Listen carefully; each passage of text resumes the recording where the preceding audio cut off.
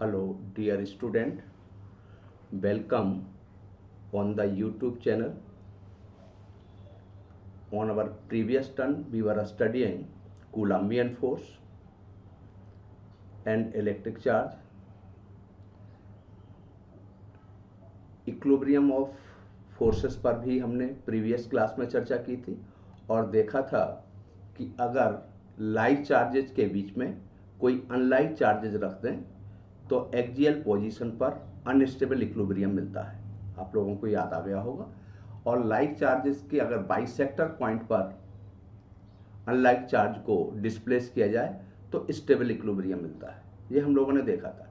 पर stable unstable का जज करने का सबसे अच्छा तरीका है कि फर्स्ट स्टेप आप इक्विलिब्रियम पोजीशन पता करें, उस चार्ज पार्टिकल को इक्विलिब्रियम पोजीशन से थोड़ा सा शिफ्ट करें और जैसे ही इक्विलिब्रियम पोजीशन से शिफ्ट करें तो आप देखेंगे कि इक्विलिब्रियम पोजीशन से शिफ्ट करने पर अगर चार्ज पार्टिकल इक्विलिब्रियम से अबे जाने की कोशिश करता है तो वो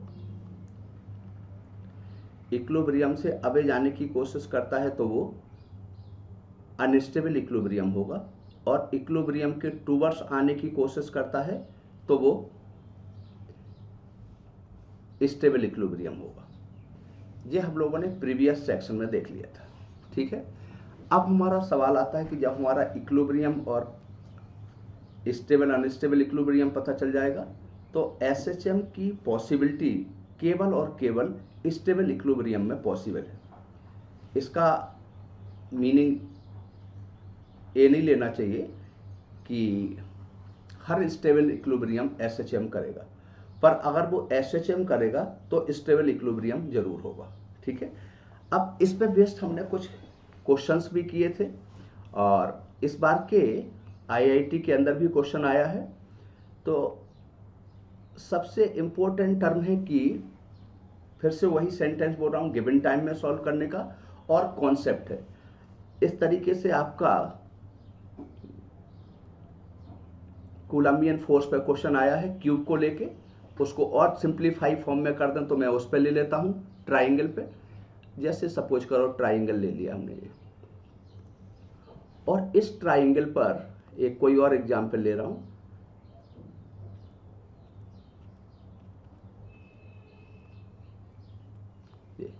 ये हमने कोई ट्राइंगल ले लिया बेटा और इक्विलैटरल ट्राइंगल ले लिया। इक्विलैटरल क्यों लेता हूं? इक्विलैटरल की साइड में बार बार कैलकुलेशन करने में दिक्कत नहीं आती, इसलिए कोई जरूरी नहीं कि हमेशा स्टेबल हमेशा इक्विलैटरल ट्राइंगल ही हो। ये इक्विलैटरल ट्राइंगल। अब आपको अगर यहां पर नेट फोर्स कैलकुलेट करना चाहते हैं और सभी कॉर्नर पर इक्वल चार्ज रखा है तो यहां पर नेट फोर्स 0 होगा। अगर लाइक चार्ज रखा है तो कॉर्नर पर अगर लाइक चार्ज रखा है तो यहां पे नेट फोर्स कितना आ जाएगा? 0 आएगा। कैसे आएगा वो हम लोगों ने प्रीवियस क्लास में देखा था कि सबसे पहले तो हम लोग क्या कैलकुलेट करेंगे। जैसे मान लो यहाँ पे चार्ज लिया था Q, यहाँ पे चार्ज Q लिया और यहाँ पे चार्ज Q लिया, तो इस Q0 यहाँ पे Q0 ले लिया, यहाँ पे Q चार्ज है, यहाँ पर भी Q चार्ज है और यहाँ पर भी Q चार्ज है, यानी लाइक चार्ज है और इक्वल मैग्नीट्यूड है। तो सेंट्राइड पर कोई सा भी पॉलीगन हो, चाहे वो स्क्वायर हो, हेक्सागोन हो, ऑक्टागोन हो या क्यूब होगा, सेंटर पे नेट फोर्स 0 होगा। कैसे आएगा वो आपको अच्छे से पता है कि आपने इसको वेक्टोरियली ऐड किया था। कैसे ऐड किया था? वेक्टोरियली। देखो जैसे इसके द्वारा ओ पॉइंट पे फोर्स निकाला, ओ माने सेंट्राइड, इसके द्वारा ओ पॉइंट पे निकालेंगे तो ये रिपेल करेगा तो इसकी डायरेक्शन ये आ जाएगी। सी के द्वारा अगर इस पे निकाले तो ये भी रिपेल करेगा तो डायरेक्शन ये आएगी, और ए के द्वारा इस पे निकालेंगे तो ये भी रिपेल करेगा, इसकी डायरेक्शन ये आएगी। अच्छा, हमने कहा था यहाँ पे कितने ऑब्जर्वेशन पॉइंट है? ऑब्जर्वेशन पॉइंट केवल ओ है और सोर्स पॉइंट आपके 3 है, ए बी सी। ये आपका कौन सा पॉइंट है? Source point. A B C source point है। ये ए पॉइंट है, ये बी पॉइंट है और ये सी पॉइंट। तो हमेशा ऑब्जर्वेशन पॉइंट मूव करेगा, सोर्स कभी मूव नहीं करेगा। ऑब्जर्वेशन पॉइंट को सोर्स या तो रिपेल करेगा या अटैक करेगा, डिपेंड करेगा कि चार्ज लाइक है तो रिपेल करेगा और अनलाइक चार्ज है तो अटैक करेगा। तो बी ओ पे अगर फोर्स डालेगा तो फोर्स की डायरेक्शन ये आ गई, एफ आ गई।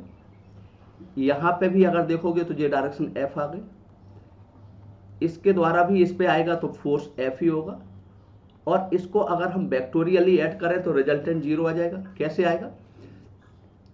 आप वेक्टोरियली बहुत अच्छे से आपने 11th में वेक्टर पढ़ा होगा। देखो यहां पर 3 फोर्सेस काम कर रहे हैं, एक फोर्स इस डायरेक्शन में काम कर रहा, एक फोर्स इस डायरेक्शन में काम कर रहा, और एक फोर्स इस डायरेक्शन में काम कर रहा।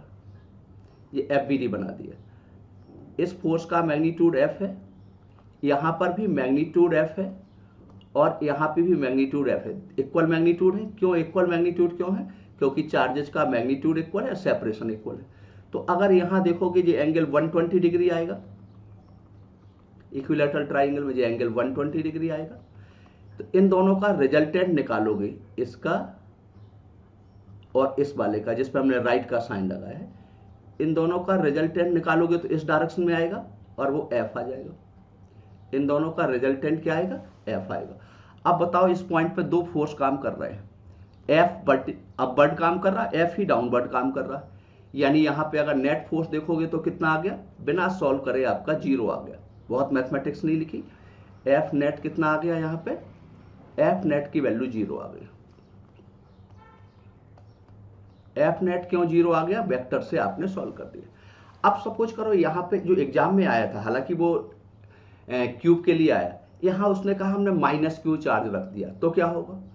अगर यहां माइनस क्यू चार्ज रख दिया या प्लस 2 क्यू चार्ज रख दिया तो क्या होगा? मैं दिखाई दे रहा हूं। तो एक तरीका तो होगा कि स्टूडेंट पूरे तरीके से सॉल्व करेगा, एक तरीका होगा कि थोड़ा सा जजमेंट करने की कोशिश करें, जिसको हम लोग स्मार्ट वर्क बोल सकते हैं। ठीक है, जैसा कि हमने अपनी स्लाइड में भी डाला था कि हम लोगों को स्मार्ट वर्क करना है। अब जैसे यहां पर देखा आपने, यहां पे चार्ज मान लो ए पे चार्ज मैंने कहा 2Q रखा है। ए पे चार्ज कितना है? यहां पे चार्ज है 2Q, और यहां चार्ज Q है, और यहां चार्ज Q है, और सेंट्राइड पर Q0 रखा है, और इस पे नेट फोर्स निकालना है। सेंट्राइड पर नेट फोर्स फाइंड आउट करना है।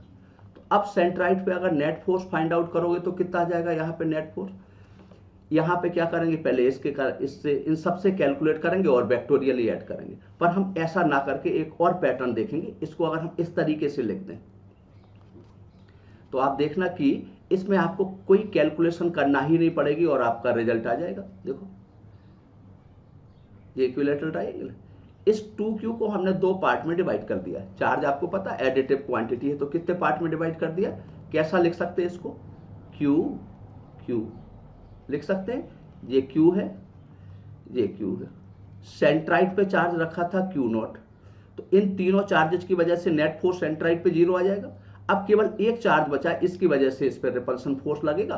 तो रिपल्सन फोर्स लगेगा तो अब नेट कितना आएगा, जिसको हम रिजल्टेंट कह सकते हैं या नेट कह सकते हैं, वो कितना आ जाएगा? K Q0, और यहां से यहां तक का डिस्टेंस अगर R मान लें तो ये R² आ जाएगा। अगर इक्विलैटरल ट्राइंगल की साइड लेंथ L मान लें तो R की वैल्यू L के टर्म में हम निकाल सकते हैं, R = L/√3। तो बताओ रिजल्टेंट कितना आ गया? L/√3 करोगे तो 3K Q0/L²। क्लियर हुआ? अब इसमें स्टूडेंट को ऐसा नहीं करना चाहिए कि पहले इसकी वजह से कैलकुलेट करें इसको। थोड़ा सा हमें क्या करना होगा, क्योंकि आपको पता है कि नेट अगर -2Q होता यहाँ पे तो तब भी आप इस तरीके से अरेंजमेंट कर लेते कि यहाँ -2Q होता तो यहाँ Q करते, यहाँ Q तो दिया ही था, इसको भी +Q कर लेते तो 0 आ जाता। यहाँ केवल -3Q की वजह से कैलकुलेट कर लेते।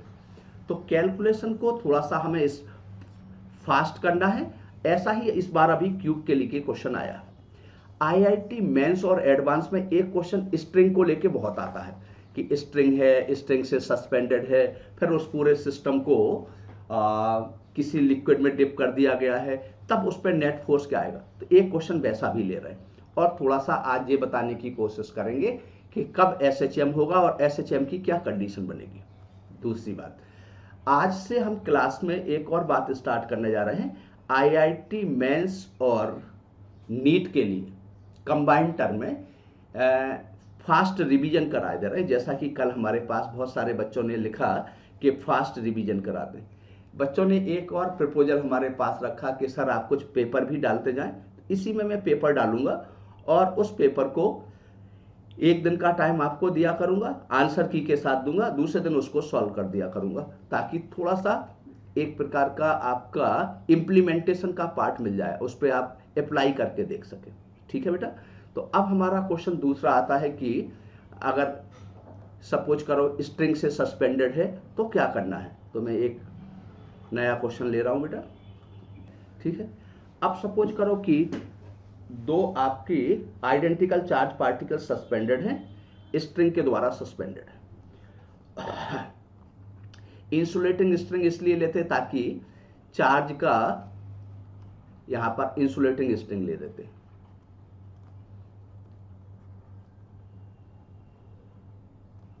ताकि चार्ज फ्लो ना हो। ठीक है। और स्ट्रिंग सपोज करो कोई एंगल सबटेंड कर रहा, देखो यहां पे मैं पहले स्ट्रिंग बना दे रहा हूं कि ये स्ट्रिंग है, यहां से दो चार्ज सस्पेंडेड हैं। सपोज करो कोई इंसुलेटिंग स्ट्रिंग है, सिल्क ही ले लो, ये सस्पेंडेड है। अब लाइक चार्ज सस्पेंडेड है, तो लाइक चार्ज की वजह से इस पे क्या होगा बताओ, रिपल्सन होगा। तो यहां पर दो आपने चार्ज ले लिए, एक चार्ज यहां ले लिया और एक यहां ले लिया, और यहां लाइक चार्ज सस्पेंडेड, इनके बीच का एंगल कोई थीटा दे दिया गया। ये एंगल कितना है, थीटा या थीटा बाई 2, जो भी लिखना है थीटा। अब इस पूरे सिस्टम को किसी लिक्विड में डिप कर दिया गया है। तो लिक्विड में डिप करने के बाद भी वो कह रहा है स्ट्रिंग के बीच का एंगल चेंज नहीं हुआ, स्ट्रिंग के बीच का एंगल उतना ही है, स्ट्रिंग का एंगल नहीं चेंज हुआ, ये थीटा था, ये एंगल भी थीटा ही है। ठीक है। तो आपसे पूछा जाएगा कि उस जिस मीडियम में इसको डिप किया गया है उस मीडियम का डाइलेक्ट्रिक कांस्टेंट क्या है। यहाँ पे थोड़ा सा आपको दिख रहा होगा सेपरेशन कम सा लग रहा, पर मैं बोल रहा हूँ कि एंगल सेम है, मैं लिखे दे रहा हूँ एंगल, तो आपको ऐसा नहीं लगेगा, मैं एंगल लिखे दे रहा हूँ। ये आपने एंगल ले लिया, ये एंगल सपोज करो कितना लिया था, थीटा, तो यहाँ भी एंगल थीटा है। अब यहाँ पर दो आइडेंटिकल ब्लॉक थे, हालांकि इस dimension very small as compare to the string length, string की लेंथ एल है। तो अब ये ब्लॉक डाउनवर्ड क्यों आ रहा है, वेट की वजह से। तो इस पे सबसे पहले फोर्स देखेंगे, कितने फोर्स काम कर रहे हैं। ये पूरा एंगल अगर थीटा लिया तो इतना एंगल थीटा बाई 2 हो जाएगा, ये भी एंगल थीटा है तो ये भी एंगल थीटा बाई 2 हो जाएगा। क्लियर है, एंगल नहीं बदला। अब बताओ इसकी वजह, इस पर तीन फोर्स काम करेंगे। एक तो टेंशन काम करेगा जो कि फिक्स पॉइंट की तरफ होता है, 11th में बहुत अच्छे से देखा है। वेट इसका कैसा एक्ट करेगा, अगर हम वेट की बात करें तो वेट हमेशा वर्टिकली डाउनवर्ड होगा, तो वेट कैसा आएगा, वर्टिकली डाउनवर्ड। किसी एक पे देख रहे हैं, इसके द्वारा इस पर रिपल्सन इफेक्ट आएगा, कूलाम्बियन फोर्स आएगा, उसकी डायरेक्शन ये आएगी। तो आप इस वाले पे कितने फोर्स काम कर रहे हैं, 3 फोर्स एक्ट कर रहा है, ये वेट आ रहा। अगर ये एंगल थीटा बाई 2 है तो ये एंगल भी कितना हो जाएगा, यहां पे ये वाला एंगल भी थीटा बाई 2 हो जाएगा। क्लियर है, अल्टरनेट अपोजिट है। तो अब बताओ यहां पर कितने फोर्स काम कर रहे थे, एक तो फोर्स एफ काम कर रहा, एक टेंशन इधर की तरफ काम कर रहा और वेट इधर काम कर रहा। यहां भी यही कंडीशन होगी, यहां पे भी अगर इस ब्लॉक पे देखें तो कितने फोर्स काम कर रहे हैं, किसी एक पे देख लें, इस ब्लॉक पे देखें तो एक फोर्स तो टेंशन इधर काम करेगा, वेट इधर काम करेगा और कूलाम्बियन फोर्स इधर काम करेगा। ठीक है, लेकिन अब कूलाम्बियन फोर्स का मैग्नीट्यूड बदल जाएगा, क्योंकि फोर्स मीडियम डिपेंडेंट है, इसको लिक्विड में डिप कर दिया तो से कूलाम्बियन फोर्स हो गया एफ डैश, मीडियम के बदलने। ग्रेविटी भी बदल जाएगी, क्यों बदलेगी, क्योंकि बाइंड फोर्स ऊपर की तरफ काम करेगा, ग्रेविटी नहीं बल्कि कहना चाहिए इफेक्टिव वेट बदल जाएगा, क्योंकि वेट ऊपर की तरफ काम करेगा। ये एंगल भी थीटा बाई 2। तो अब आपसे डाइलेक्ट्रिक कांस्टेंट ऑफ द, तो यहां पे एम जी डैश हो जाएगा। यहां तक तो मुझे नहीं लगता किसी को दिक्कत होगी बेटा। यहां पे बताओ, ये टेंशन है तो ये एंगल थीटा बाई 2 ही होगा। तो टेंशन का इस डायरेक्शन में कंपोनेंट क्या आएगा, टी कॉस थीटा बाई 2। किसको बैलेंस करेगा, वेट को बैलेंस करेगा। और टी साइन थीटा बाई 2 यहां करोगे, टी साइन थीटा बाई 2, ये क्या करेगा, कूलाम्बियन फोर्स को। तो अगर यहां एंगल की बात करें तो इन टी साइन थीटा बाई 2 को लिख दोगे किसके बराबर, चूंकि इक्विलिब्रियम में है, T sine theta by 2 coulombian force के इक्वल है। और टी कॉस थीटा बाई 2 किसके इक्वल है? टी कॉस थीटा बाई 2 ये आपका वेट के इक्वल है। इन दोनों को डिवाइड करोगे तो यहां पे टेन थीटा बाई 2 कितना आ जाएगा? टेन थीटा बाई 2 आ जाएगा एफ बाय एम जी। ये पहली सिचुएशन में आ गया। ठीक है, यहां भी देखोगे तो बताओ कितना आ जाएगा? टी के फिर कंपोनेंट रिजॉल्व करोगे, इस टेंशन पे तो कोई फर्क नहीं पड़ेगा, तो ये आ जाएगा। तो कितना आ जाएगा? टी साइन थीटा बाई 2 किसके बराबर आएगा? यहां पे एफ डैश के बराबर आएगा। और टी कॉस थीटा बाई 2 किसके इक्वल आएगा? इफेक्टिव वेट बदल गया बाइंड फोर्स की वजह से, तो ये आ गया आपका। तो अब टेन थीटा बाई 2 कितना आएगा? अब टेन थीटा बाई 2 आएगा F dash by M G dash. ये इक्वेशन फर्स्ट हो गया था, ये इक्वेशन सेकंड है। क्वेश्चन में ये कहा गया था कि दोनों केस में एंगल सेम है, तो इस मीडियम का डाइलेक्ट्रिक कांस्टेंट। और क्या गिवन था? एक चीज मैं गिवन कर दे रहा हूं, बॉब की डेंसिटी जो है वो जिस मीडियम में डिप किया गया उसकी डेंसिटी का डबल है।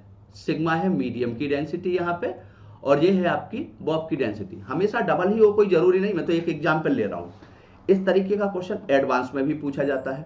ठीक है, आपको याद होगा, अगर आपने प्रीवियस ईयर का पेपर देखा होगा तो ऐसा क्वेश्चन एडवांस में भी आया है। तो इसमें बहुत बड़ा काम नहीं करना है।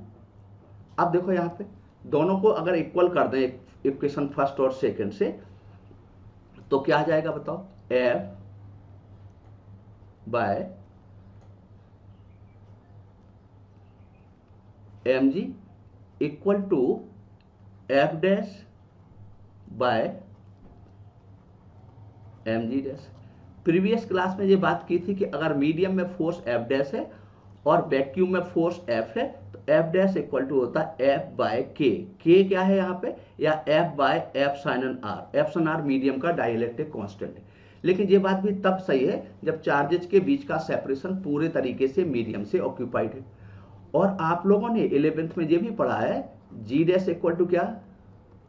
जी 1 माइनस सिग्मा बाई रो। क्या इसे ड्राइव करके दिखाएं या 11th का याद आ रहा होगा? आ गया होगा। कुछ नहीं, वेट वर्टिकली डाउनवर्ड एक्ट कर रहा, बाइंड फोर्स ऊपर कर रहा, तो इफेक्टिव वेट निकाल दिया। ठीक है, अब इन दोनों इक्वेशन में अगर एफ और एफ डैश की वैल्यू रख दें तो बताओ F by M G. F dash की वैल्यू रखोगे तो बताओ कितना एफ डैश की जगह? F by F sine N are.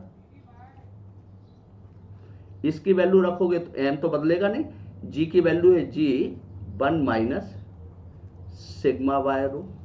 और इसको कैलकुलेट किया तो एफ साइन एन आर की वैल्यू कितनी आ रही? Rho upon rho minus sigma. जैसा कि आपको पता है ये डबल दिया है, तो बताओ एफ साइन एन आर की वैल्यू 2 आ जाएगी। कभी कभी मेडिकल के बच्चे इसको डायरेक्ट याद कर लेते हैं, इस फॉर्मूले को डायरेक्ट लर्न कर लेते हैं, प्रोवाइडेड एंगल सेम दिया गया। मुझे नहीं लगता कि इसमें कोई दिक्कत होगी। तो क्या आएगा? ये सिग्मा किसकी डेंसिटी है? Sigma is the density of liquid और medium, rho is the density of bob, जिस मटेरियल की बॉब बनी। ऐसा क्वेश्चन आपका बहुत बार पूछा गया है। ठीक है, अगर पार्शियली फिल्ड मीडियम करें तो क्या होगा? मैं एक क्वेश्चन पार्शियली फिल्ड पे ही ले रहा हूं, चलो देखते हैं। ठीक है बेटा, एक क्वेश्चन में ले रहा हूं पार्शियली फिल्ड मीडियम पे।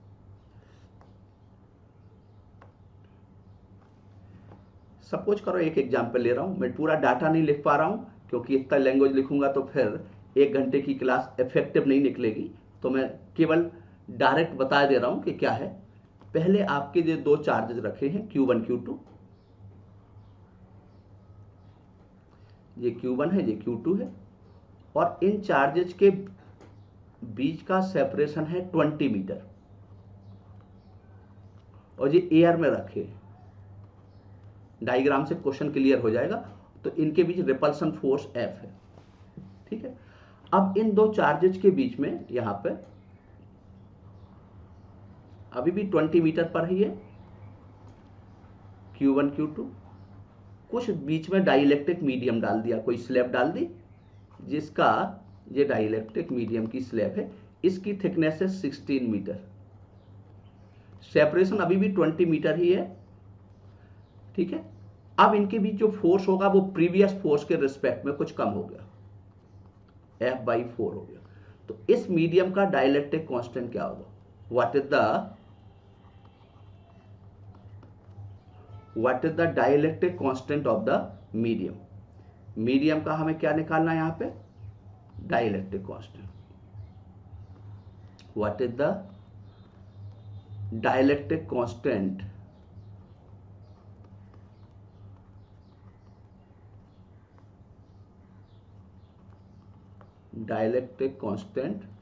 Of the dielectric slab? Dielectric constant of slab का डाइलेक्ट्रिक कांस्टेंट। क्वेश्चन क्लियर है? मैं फिर से क्वेश्चन बोल रहा हूं। There are two charge separated by a distance 20 meter in air और vacuum. Force between them is F. A dielectric slab of thickness 16 meter inserted between them, then force become 1/4 of the previous force. So what is the dielectric constant of the dielectric slab? अब student क्या करेगा? Air में force F है, medium में force F/4 है, तो वो क्या करेगा? एक काम करेगा, उसके दिमाग में एक चीज आती है, जैसा कि किताबों में लिखा रहता है। क्या लिखा रहता है? मैं थोड़ा सा लिखे दे रहा हूं यहाँ पे, हालांकि ये सही नहीं है। वो एप्सिलॉन आर इक्वल टू या डाइलेक्ट्रिक कांस्टेंट की बात करेगा। मैं यहाँ पे लिख दूं कि ये अपना सॉल्यूशन लिख रहा हूं।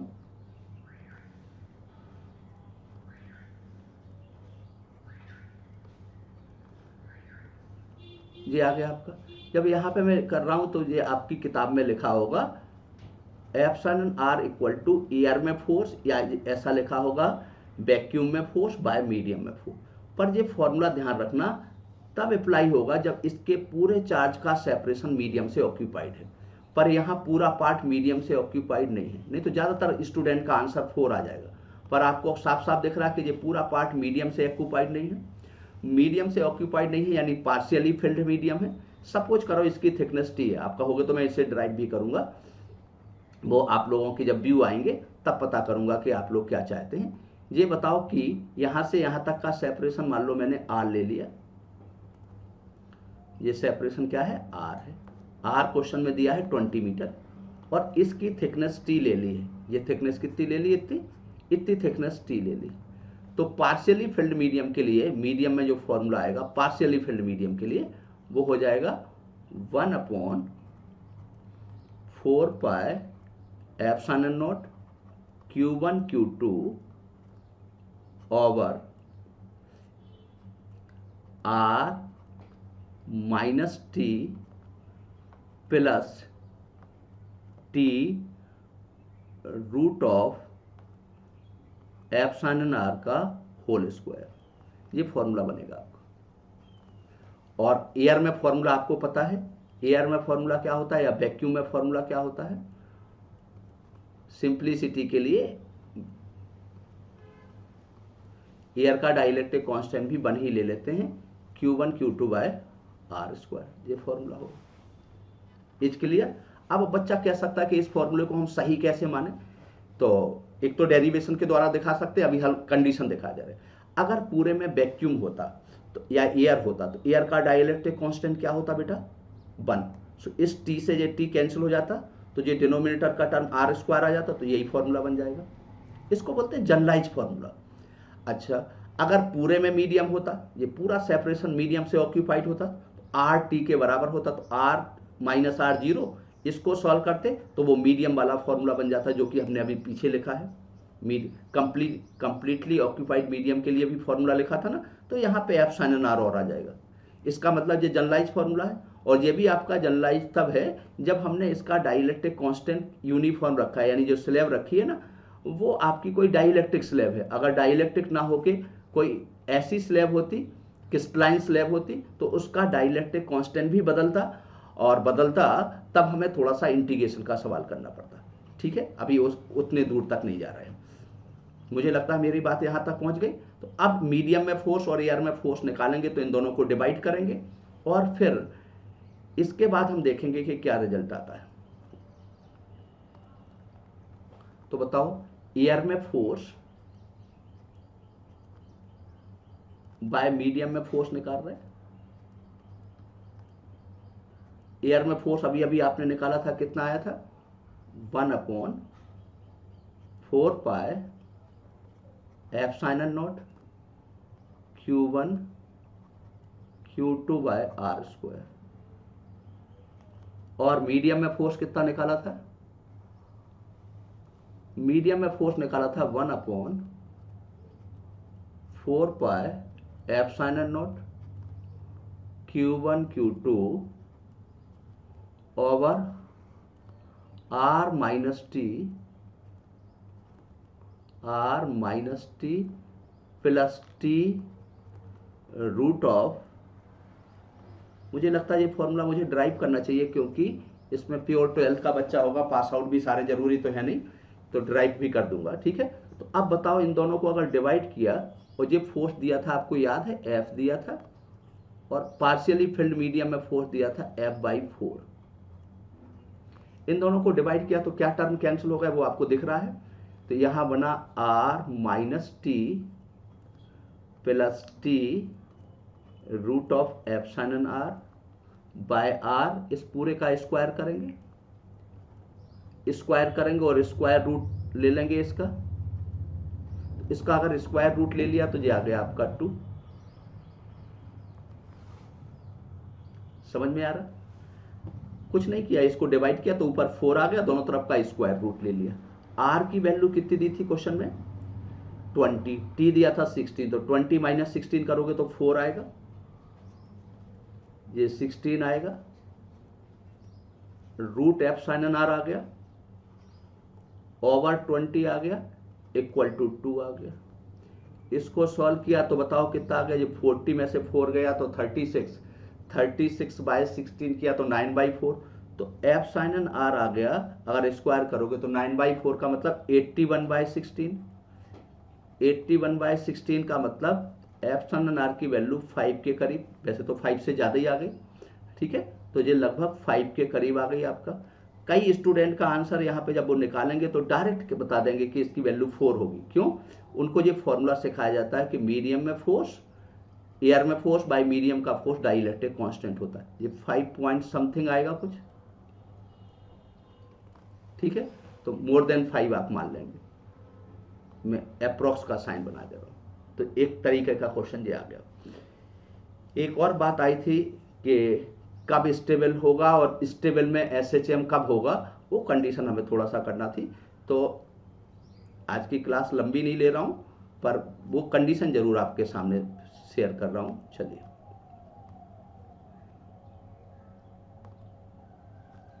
फिर से कोई एक एग्जाम्पल के थ्रू आपका क्वेश्चन ले रहा हूं।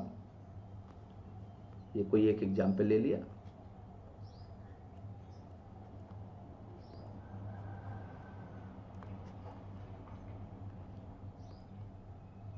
यहां पर हमने 2 चार्जेस ले लिए। देखो ये ले लिए,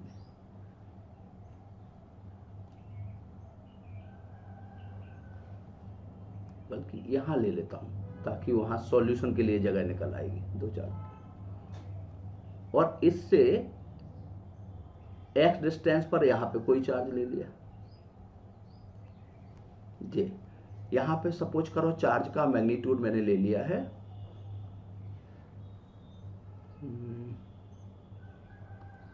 यहां पे चार्ज का मैग्नीट्यूड ले लिया है q, माइनस q ले लिया। तो यहां भी चार्ज का मैग्नीट्यूड माइनस q ले लिया। x डिस्टेंस पर कोई पॉइंट p है जिस पे चार्ज रखा है q, कैपिटल Q, और मास m, ये डिस्टेंस x है, ये ओरिजिन है। इस पॉइंट का कोऑर्डिनेट है से 0l, इस पॉइंट का कोऑर्डिनेट होगा 0 माइनस l। मतलब इन दोनों चार्जेस के बीच का सेपरेशन कितना आ गया? क्लियर हो गया। इन दोनों चार्जेस के बीच का सेपरेशन 2l है। ये हमने यहाँ पे लिया है 0l, और ये लिया यहाँ पे 0l। क्लियर है? अब सवाल आता है कि इस पे आप निकालोगे कूलम्बियन फोर्स। क्या निकालेंगे? कूलम्बियन।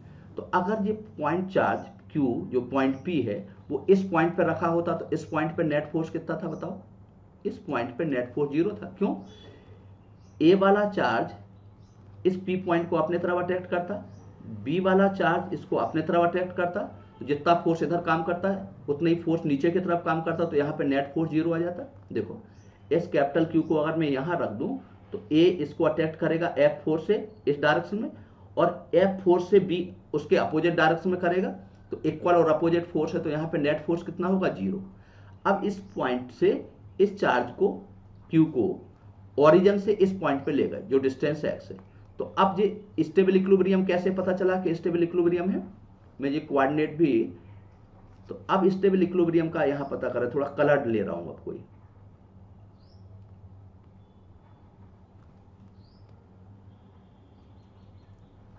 तो इसके द्वारा इस पे फोर्स आएगा कूलम्बियन फोर्स। आपने इस चार्ज को O से शिफ्ट करके P पे ले गए, तो ये फिर से फोर्स टूवर्ड्स O लग रहा या अवे फ्रॉम O लग रहा वो देखेंगे। तो इस Q के द्वारा आपको पता है कि ये सोर्स चार्ज है आपका A और B, ये ऑब्जर्वेशन है, तो ऑब्जर्वेशन सोर्स को, ये सोर्स चार्ज ऑब्जर्वेशन को अपनी तरफ अट्रैक्ट करेगा क्योंकि अनलाइक चार्ज है, इसकी वजह से इस पर फोर्स की डायरेक्शन ये आ जाएगी।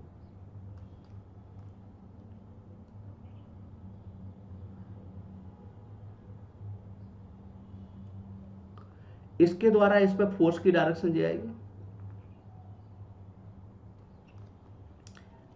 और फोर्स का मैग्नीट्यूड इक्वल है, यहां भी F होगा तो यहां भी F होगा। अब बताओ इन दोनों का अगर रिजल्टेंट निकालोगे तो कहां आएगा, इन दोनों का जो रिजल्टेंट निकलेगा वो इस डायरेक्शन में आएगा, यानी इस चार्ज को वो किस डायरेक्शन में ले जाने की कोशिश करेगा, इक्विलिब्रियम पॉइंट पे ले जाने की कोशिश करेगा। ठीक है, इसका मतलब चार्ज को अगर हमने इस इक्विलिब्रियम पॉइंट से शिफ्ट किया और ये फिर से इक्विलिब्रियम पॉइंट में आने की कोशिश कर रहा है, इसका मतलब ये तो कंफर्म है कि स्टेबल इक्विलिब्रियम है। अब स्टेबल के साथ साथ वैसे भी बताया था लाइक चार्जेस ले लो और बाइसेक्टरी कोई पॉइंट को अगर आप डिस्प्लेस करें तो लाइक चार्जेस से अनलाइक चार्जेस को अगर बाइसेक्टर पॉइंट पे डिस्प्लेस करें तो इक्विलिब्रियम स्टेबल आता है। ये भी हमने प्रीवियस क्लास में देखा था, पर यहां से ये पता चल गया कि ये कौन सा हो गया, इक्विलिब्रियम आ गया स्टेबल। अब ये SHM करेगा या नहीं करेगा, तो यहाँ पे नेट फोर्स निकालना है पहले तो F निकालोगे, तो बताओ F रिजल्टेंट निकाला, अगर इस एंगल को मैंने थीटा कह दिया तो ये भी थीटा ही होगा, तो बताओ इसके द्वारा F का इस डायरेक्शन में कंपोनेंट आएगा F cos theta, F cos theta, F sin theta एक दूसरे को कैंसिल करेगा, तो रिजल्टेंट फोर्स कितना आ जाएगा बताओ, रिजल्टेंट फोर्स आ जाएगा 2F cos थीटा। क्लियर है, साइन थीटा एक दूसरे को कैंसिल कर दिया, या रिजॉल्व करके दिखाएं, देखो यहाँ पे F cos थीटा, इस फोर्स का एक कंपोनेंट F cos थीटा आएगा, इसका भी F cos theta, F sin theta एक दूसरे के इक्वल और अपोजिट है तो कैंसिल हो गया। 2 F की वैल्यू क्या है, K Q ओवर यहां से यहां तक का डिस्टेंस, ये L है इतना डिस्टेंस, इतना x है तो root of L square X square, और स्क्वायर हटाओगे, स्क्वायर करोगे तो रूट हट जाएगा, into cos theta, cos theta की वैल्यू रखोगे तो cos theta equal to x divided by root of L square X square, तो ये 3/2 आ जाएगा। यहां पे आप चाहें तो माइनस साइन लिख सकते हैं क्योंकि ये अट्रैक्शन का फोर्स है, ना भी लिखें तो भी कोई दिक्कत नहीं। क्लियर है, अब इसमें कंडीशन है, स्टेबल तो है ये, लेकिन ये SHM करेगा या नहीं, तो इसमें दो कंडीशन है। पहली कंडीशन देखेंगे कि SHM हर स्टेबल इक्विलिब्रियम SHM नहीं होता, वो कब होगा वो देखना पड़ेगा। अगर इस क्वेश्चन में मैं कह दूं case first x more than L है, x L से ग्रेटर है, तो बताओ यहां पे L को नेग्लेक्ट करोगे तो रिजल्टेंट फोर्स जो आएगा वो कितना आ जाएगा, 2K Q by X square आ जाएगा। ध्यान से देखो, यहां पे एक्स क्यू आएगा, एक्स से कैंसिल हो जाएगा, एल को तो नेग्लेक्ट कर दिया, सो यहां एफ आर जो आ रहा वो एक्स स्क्वायर के इनवर्सली प्रोपोर्शनल आ रहा, यानी रिजल्टेंट फोर्स जो डिस्प्लेस किया था, डिस्प्लेसमेंट हमने इक्विलिब्रियम से पार्टिकल को एक्स डिस्प्लेस किया था, तो डिस्प्लेसमेंट कोऑर्डिनेट के साथ नॉन लीनियरली रिलेटेड है, इसका मतलब ये ऑसिलेटरी तो होगा पर एसएचएम नहीं होगा। इस कंडीशन में क्या होगा, ऑसिलेटरी बट नॉट एसएचएम। क्यों, आपको पता है एसएचएम की कंडीशन क्या होती है, वो 11th में पढ़ा हो, तो oscillatory but not SHM.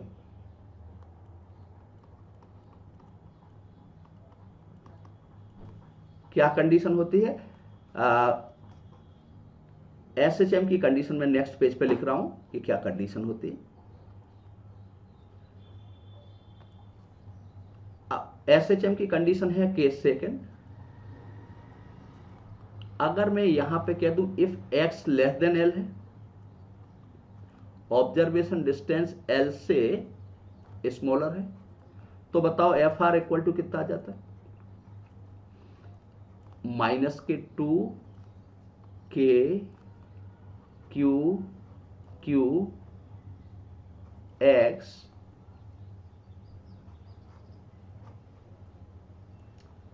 By L Q. इसको पीछे देखा जा सकता नहीं, एक मिनट में पीछे की स्लाइड देखना चाहता हूं तो क्या करूं, 2k³ by L Q, x square plus L square की पावर 3/2 था ना, तो एक्स को नेग्लेक्ट कर दिया तो एल क्यू आ गया। तो अब यहां पे पता चल रहा कि एफ आर क्या है, रिजल्टेंट फोर्स एक्स के डायरेक्टली प्रोपोर्शनल है विद अपोजिट साइन। यही एसएचएम की कंडीशन है। आपने देखा था एसएचएम में necessary condition, restoring force directly proportional to the displacement with opposite sign. तो ये एसएचएम करते हुए पार्टिकल की कंडीशन आ गई। इसका मतलब है कि हर स्टेबल इक्विलिब्रियम एसएचएम नहीं होगा, वो स्टेबल इक्विलिब्रियम एसएचएम होगा जो इस कंडीशन को फॉलो करेगा। ये लीनियर एसएचएम की नेसेसरी एंड सफिशिएंट कंडीशन या स्टैंडर्ड कंडीशन कहना चाहिए। और आपने ये भी पढ़ा होगा जब कोई पार्टिकल एसएचएम कर रहा है तो उसका उस पर जो फोर्स एक्ट करता है वो इस फॉर्मूले से दिया जाता है, एम ओमेगा स्क्वायर एक्स। यहां से अगर कंपेयर करें तो एम ओमेगा स्क्वायर किसके इक्वल होगा, एम ओमेगा स्क्वायर आ जाएगा 2k³ बाय एल क्यू। तो यहां से ओमेगा की वैल्यू निकाल सकते हो और ओमेगा कैलकुलेट कर लोगे तो टाइम पीरियड भी आ जाएगा। कैसे, आपको पता है एज ओमेगा इक्वल टू होता है, यहाँ पे कट जाएगा थोड़ा सा और यहाँ कर दूं तो वहां फिर जब होगा दिखेगा नहीं। तो यहां से ओमेगा निकल आया और ओमेगा निकलने के बाद ओमेगा इक्वल टू होता है 2π/t। टी टाइम पीरियड है तो टाइम पीरियड निकाल सकते हैं, फ्रिक्वेंसी निकाल सकते हैं। इस तरीके से हम ऐसे क्वेश्चंस को सॉल्व कर सकते हैं। तो पहली बात तो ध्यान रखना कि हर कंडीशन में पार्टिकल एसएचएम करेगा, हर स्टेबल इक्विलिब्रियम में जरूरी नहीं है। अगर वो स्टेबल है तो वो एसएचएम नेसेसरी नहीं है, वो कंडीशनल है। पर अगर वो एसएचएम कर रहा है तो वो ये कंफर्म है कि वो स्टेबल इक्विलिब्रियम होगा। मुझे लगता है मेरी बात आप लोगों तक पहुंच गई होगी। फिर भी अगर कहीं कोई डिफिकल्टी आई है तो आप हमें कमेंट बॉक्स में लिखेंगे बेटा, ठीक है। और कमेंट बॉक्स में आप हमें बताएंगे कि कहाँ पे डिफिकल्टी आई थी, उस डिफिकल्टी को हम रिजॉल्व करने की कोशिश करेंगे। अभी तो मैं ऐसा मान के चल रहा हूँ कि शायद आप तक मेरी बात पहुंची। एक आध एग्जाम्पल और ले रहा हूँ बेटा, ठीक है। स्टूडेंट का मानना है कि लंबी क्लास नहीं लेना है तो मैं लंबी नहीं लूंगा क्योंकि और भी सब्जेक्ट पढ़ना होगा। पर हाँ ये जरूर बता देना चाहता हूँ कि आज से मैं नीट के लिए रिवीजन कोर्स स्टार्ट कर रहा हूँ, ठीक है। नीट प्लस मेंस दोनों का कंबाइंड टर्म में एक रिवीजन का मतलब इस 15 डेज हमारे पास हैं जो नेक्स्ट एग्जाम बच्चों का होना है आईआईटी मेंस का, नियरली 15 डेज है। तो 15 डेज में हम पूरी फिजिक्स को फॉर्मूले के थ्रू कैसे रिवाइज करें वो मैं करूँगा, ठीक है। ऐसा चूंकि बच्चों की लगातार डिमांड भी थी हमारे पास, तो उस डिमांड को ध्यान में रखते हुए मैं ये बात कर रहा हूँ। ये हमने एक दीवार ली है, यहाँ पे बहुत जल्दी अब बनाऊं, इसमें टाइम बहुत लग गया है। ये दीवार ले ली और इस पर एक पार्टिकल यहाँ फिक्स कर दिया, सिल्क से सस्पेंडेड कर दिया, ठीक है। ये कोई पार्टिकल फिक्स था, यहाँ पे एक पार्टिकल फिक्स है,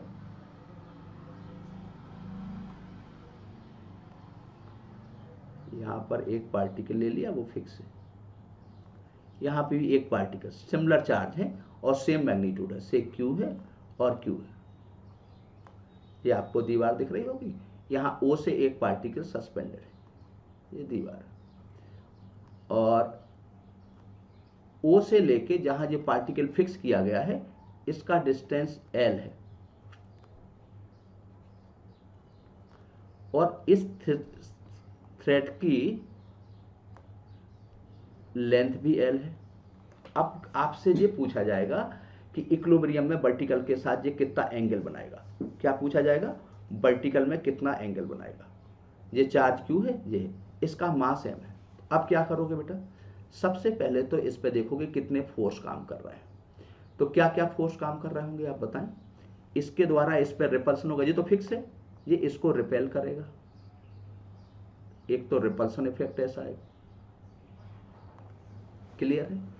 इस थ्रेड पर टेंशन ऐसा आएगा, और वेट के बारे में कभी सोचना नहीं होता है, वेट हमेशा वर्टिकली डाउनवर्ड ही होता है, ठीक है। ड्यू टू ग्रेविटी ये वेट आ गया। अब कितने फोर्स काम कर रहे हैं यहाँ पे? 3 फोर्स काम कर रहा है। ये एंगल हमने थीटा लिया था और हमें थीटा की वैल्यू चाहिए। ये एंगल कितना लिया था? थीटा, और हमें थीटा की वैल्यू ही चाहिए। तो अब बताओ थीटा की वैल्यू कैसे कैलकुलेट करेंगे? तो वही, या तो हम लामी थ्योरम या फोर्स के कंपोनेंट रिजॉल्व करें। कई बच्चे लामी थ्योरम के नाम से बड़े डरते हैं, उनको लगने लगता है कि लामी थ्योरम बहुत बड़ी चीज़ है। तो देखो क्या क्या करना है, मैं उसी से कर रहा हूँ, और अगर आप कहोगे तो मैं फोर्स के कंपोनेंट रिजॉल्व करके करूँगा, जैसा आप लोग चाहेंगे वैसा करूँगा, ठीक है। ये एंगल थीटा है। ये बताओ कि ये अगर एल है और ये एल है, तो ये एंगल अगर मैं एल्फा ले लूँ तो ये एंगल भी एल्फा होगा, क्योंकि ये लेंथ एल है जी। तो बताओ अगर मैं यहाँ पे देखूँ alpha plus theta equal to 180 लिख सकता हूँ। तो एल्फा की जगह क्या लिख सकता हूँ, जल्दी बताओ? π/2 माइनस θ/2। ये तो बहुत सिंपल सी मैथमेटिक्स है, कोई बहुत बड़ा काम नहीं किया, क्लियर है इतना। अब देखो, जिस फोर्स को लेते हैं उसके 2 अपोजिट, जैसे आपने यहां mg लिया, फोर्स F लिया, तो F, तो रिमेनिंग 2 फोर्स के बीच का एंगल देखना, आप F का नहीं देखना, आप किसका देखें? इन 2 फोर्स के बीच का एंगल कितना आएगा बताओ। ये एंगल बता सकते हैं, ये वाला एंगल कितना आएगा?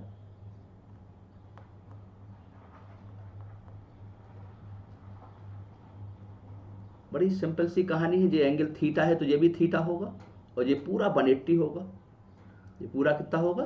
180 होगा। आपको ये वाला एंगल निकालना, कहां से निकालना है? यहां से यहां तक। किस किस के बीच का एंगल निकाला हमने? टी और वेट के बीच का एंगल निकाला। जब एफ ले रहे हैं तो रिमेनिंग 2 फोर्स के बीच का एंगल लें, तो ये वाला एंगल कितना आ जाएगा बताओ? F sine 180 minus theta. मुझे लगता है मेरी बात आप तक पहुंच गई होगी। साइन 180 माइनस थीटा, या पाई माइनस थीटा लिख देंगे। अब mg लिखोगे।